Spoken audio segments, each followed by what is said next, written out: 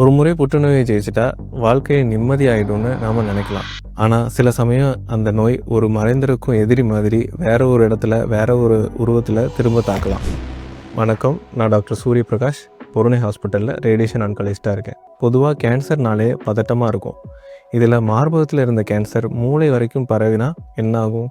இப்படி ஒரு இக்கட்டான சூழலில் வந்த 55 இயர் ஓல்டு ஃபீமேல் பேஷண்ட்டுக்கு எப்படிப்பட்ட சிகிச்சை கொடுத்தோங்கிறது தான் இன்றைக்கி பார்க்க போகிறோம்.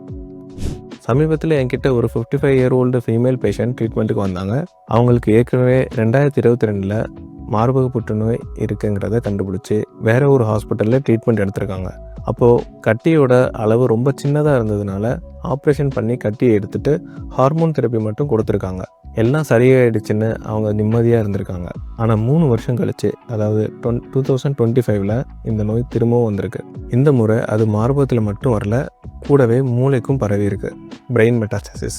இது யாரும் எதிர்பார்க்காத ரொம்ப சிக்கலான ஒரு நிலை. உடனே அவங்க ஒரு மெடிக்கல் ஆன்காலஜிஸ்ட்டை பார்த்துருக்காங்க. அவங்க மார்பகத்தில் திரும்ப வந்த கட்டியை சர்ஜரி பண்ணி எடுக்கணும்னு சொல்லிட்டாங்க. சர்ஜிக்கல் ஆன்காலஜிஸ்ட் அதையும் ரிமூவ் பண்ணி எடுத்துட்டாங்க. ஆனால் மூளையில் இருந்த கட்டியை என்ன பண்ணுறது? அதுதான் பெரிய கேள்விக்குறியாக இருந்துச்சு. மூளையில் இருந்த கட்டிகளோட அளவு ரொம்பவே சின்னதாக, வெறும் 2.5 சென்டிமீட்டர் தான் இருந்துச்சு. இவ்வளோ சின்ன கட்டிக்காக மண்டை ஓட்டை திறந்து ஒரு பெரிய ஆப்ரேஷன் பண்ணுறது நோயாளிக்கு தேவையில்லாத ரிஸ்க் தான். அதே சமயம் இந்த சின்ன கட்டிக்காக மூளை முழுவதுமாக ரேடியேஷன் கொடுக்கறது சரியான தீர்வாகாது. அது தேவையில்லாத பக்க விளைவுகளையும் உண்டாக்கும். இந்த மாதிரி ஒரு இக்கட்டான சூழ்நிலை தான் அவங்க என்கிட்ட வந்தாங்க. அவங்களோட ரிப்போர்ட்ஸ் எல்லாம் பார்த்துட்டு அவங்களுக்கு ஒரு ஹைடெக் தீர்வை சஜஸ்ட் பண்ணோம். அதுதான் SRS, ஸ்டீரியோடாக்டிக் ரேடியோ சர்ஜரி. பேரில் சர்ஜரின்னு இருந்தாலும் இது கத்தி இல்லாத ஒரு சிகிச்சை, ஒரு வகையான ரேடியேஷன் தெரப்பி தான். ஆனால் ஒரு சர்ஜரிக்கு இருக்கிற துல்லியத்தோட இந்த சிகிச்சை வேலை செய்யும். SRS எப்படி வேலை செய்யுதுன்னா, பல கோணங்கள்ல இருந்து வர நூற்றுக்கணக்கான மெல்லிய கதிர்வீச்சு கற்றைகள் மூளையில இருக்கிற அந்த சின்ன கட்டி மேல மட்டும் ஒன்னா குவியும். தனித்தனியா பார்க்கும்போது ஒவ்வொரு கதிர்வீச்சு கற்றையோட பவரும் ரொம்ப கம்மி. அதனால அது மூளையோட ஆரோக்கியமான பகுதியில பாதிக்காது. ஆனா எல்லா கற்றைகளும் ஒரே இடத்துல குவியும் போது அந்த இடத்துல மட்டும் ஒரு ஹை டோஸ் ரேடியேஷன் உருவாகி அந்த கட்டியை முழுசா அழிச்சிடும். இதுல இருக்கிற மிகப்பெரிய பிளஸ் பாயிண்ட் என்னன்னா, இது ஒரே நாள் சிகிச்சை தான். 20 நாள் 30 நாள்னு அலைய வேண்டியதில்லை.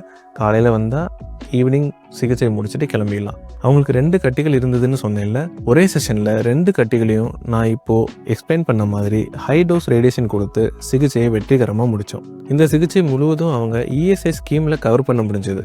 சிகிச்சை முடிஞ்சு 3 வாரம் கழித்து அவங்கள ஃபாலோஅப்புக்கு கூப்பிட்டோம். அவங்க உடல்நிலை நல்லா முன்னேறி இருந்தது.